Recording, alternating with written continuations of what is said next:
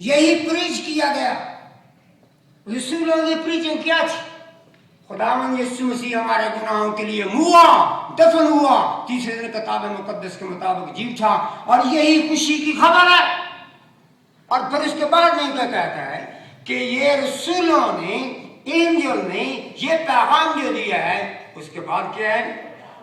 preached among the nation, پھر ہے believed on the world. اب دنیا میں سب سے زیادہ بڑی کلیسیا یا ریلیجن کیا ہے؟ کرسچینٹی. اور لوگوں نے یہ بلیو کیا ہے جو کچھ ہم پریچ کرتے ہیں کہ خداوند یسوع مسیح صلیب پہ ہوا، دفن ہوا، تیسرے دن کتاب مقدس کے مطابق جی اٹھا، اور اس کے بعد کیا ہے؟ وہ آسمان پہ اٹھا لیا گیا. received up in the glory. مردوں میں سے جی اٹھنے کے بعد 40 دن تک وہ دکھائی دیتا رہا، کلام کرتا رہا، پھر کیا ہے؟ سب کے سامنے آسمان پر اٹھا لیا. یہ ہے پیغام اس میں، اور پالوس اس کو ہمارے سامنے رکھتا ہے. اور شروع میں جب کلام مقدس لکھا نہیں گیا تھا، نیا نامہ، یہ جو الفاظ ہیں یہ اقرار نامہ یا عقیدہ سمجھا جاتا تھا، اس میں ہر چیز موجود ہے. اور یہ کیا تھا؟ اس کے لیے لفظ آیا ہے کہ یہ اسینشل ہے، جسے امپورٹنس کہتے ہیں، وائٹل ہے، اور یہ ایک مرکزی چیز ہے. اور پالوس اس کو کہتا ہے یہ کلیسیا کا ستون ہے، مرکز ہے، سنٹرل جسے کہتے ہیں. اگر مسیحیت سے صلیب کو نکال دے تو پیچھے کیا رہتا ہے؟ اس کو، اس کے مردوں میں جی اٹھنے کو نکال دے تو پیچھے کیا رہتا ہے؟ کچھ بھی نہیں. امریکہ کا ایک فلاسفر ہے رونلڈ نیش، اس نے کہا ہے there are two Christianity میں indispensable miracles ہیں. نمبر 1 انکارنیشن اور ریزریکشن. اور یہ جو انکارنیشن ہے، تجسم ہے، یہی ہے. اب بات یہ ہے کہ یہ جو لوگوں میں پریچ کیا گیا، لوگوں نے، دنیا نے بلیو کیا، اس سے لوگ ایمان آئے، لوگوں کی روحیں بچیں. میں جانتا ہوں، مجھے پتہ ہے بہت سے چرچ لوگ بناتے ہیں، بہت سارا پیسہ بھی دیتے ہیں، چرچ بنانے چاہیے، لیکن بہت کم پیسے دیے جاتے ہیں کہ خدا کے کلام کی منادی کی جائے. مجھے معاف کیے، میں تنقید نہیں کر رہا ہوں.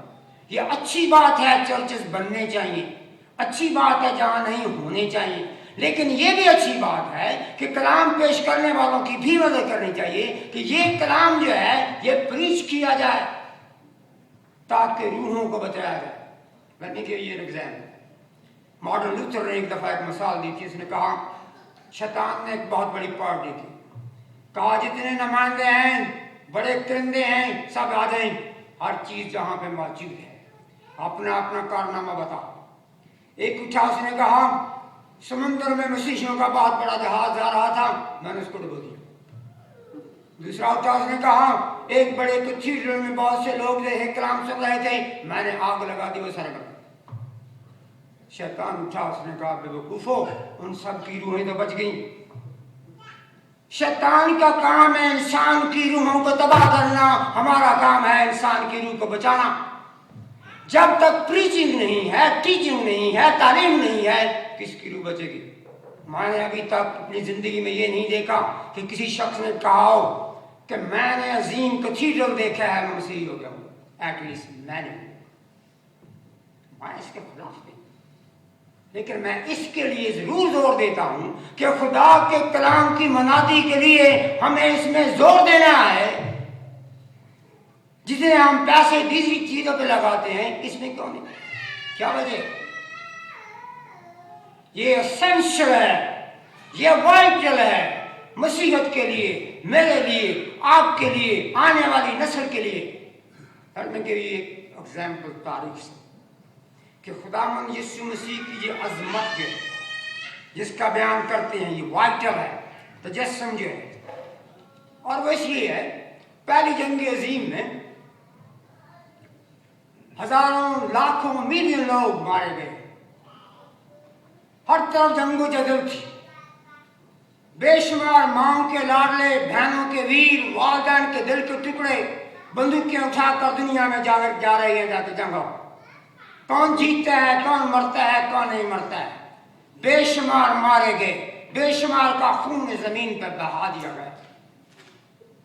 मुर्रख लिखता है फ्रांस के नजदीक एक इलाका जिसे फ्लैंडर कहते हैं, नो मैन्स लैंड। जर्मनी की फौजें, इंग्लिश और फ्रांसीसी फौजें दोनों तरफ डागें, मोर्चे खड़े हैं, बंदूकों पे हाथ रखे हैं, गोलियां चला रहे हैं, एक दूसरे को मार रहे हैं। बमबार आते हैं, बमबारी करके चले जाते हैं। एक वक्त आ गया, 24 की रात थी, कोई बमबारी करने वाला जहाज नहीं आया, किसी ने कोई गोली नहीं चलाई। हर एक बंदूक के उस घोड़े पे उंगली रख के बैठा था, कौन पहल करता है। अगर पहल की जाती है तो फिर गोलियों की बुछार होगी, गोले फेंक दिए जाएंगे। कोई जहाज नहीं आया। रात गुजर गई, सुबह सूरज ने दुनिया को मुकद्दस बोसा दिया। मुर्रख लिखता है जर्मनी के 3 सिपाही ग्रे यूनिफॉर्म में अपनी बंदूकें फेंक कर नो मैन लैंड में खड़े होकर कहने लगे, merry Christmas everybody, merry Christmas. मुर्रख कहता है वहां पे जो हजारों थे, करोड़ों थे, जिनके पास बंदूकें थी, सामने फेंक के कहा मैरी क्रिसमस, और ये दुश्मन अपने गले से लड़ रहे। किसमें ये ताकत है?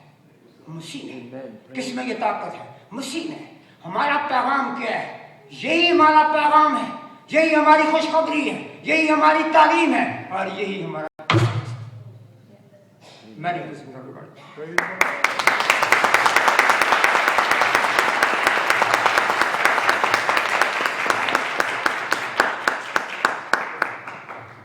थैंक यू वेरी मच भाई साहब इस खूबसूरत पैगाम के लिए, और आपने वक्त को भी मद्देनज़र रखा, जिसका मैं दिल की गहराइयों से आपको शुक्र अदा करता हूँ।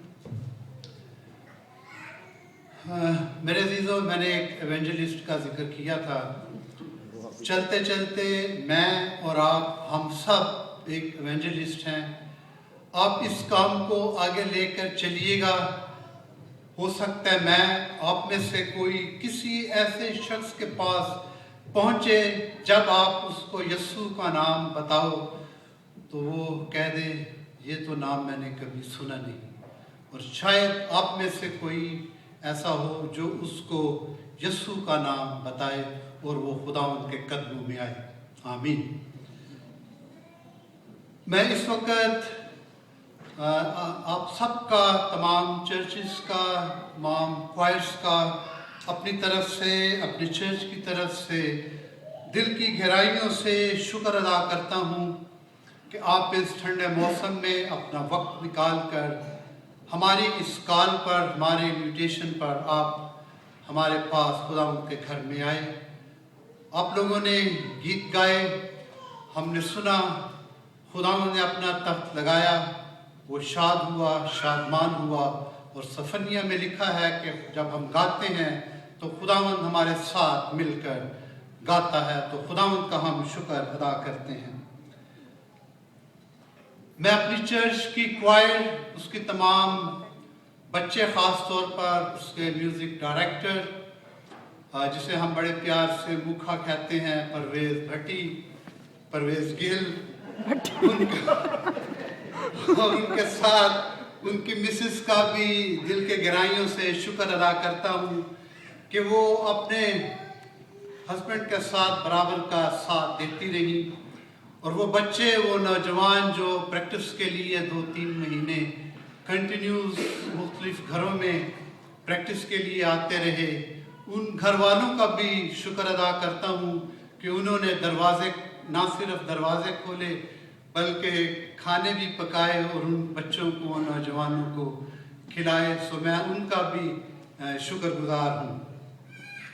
इसके साथ मिस्टर रुहेल आर्चर हैं, जिनका मैं स्पेशल शुक्रिया अदा करूँगा कि उन्होंने, मुझे पता लगा है कि उन्होंने तमाम खाने का जो इंतज़ाम है बेशक अपनी कमेटी के साथ मिलकर किया, लेकिन काफ़ी चीज़ें वो अकेले जो हैं वो गाड़ी में से शायद निकाल कर वो बेसमेंट में नीचे हॉल में लेकर جاتے رہے. میں ان کا بھی شکر گزار ہوں.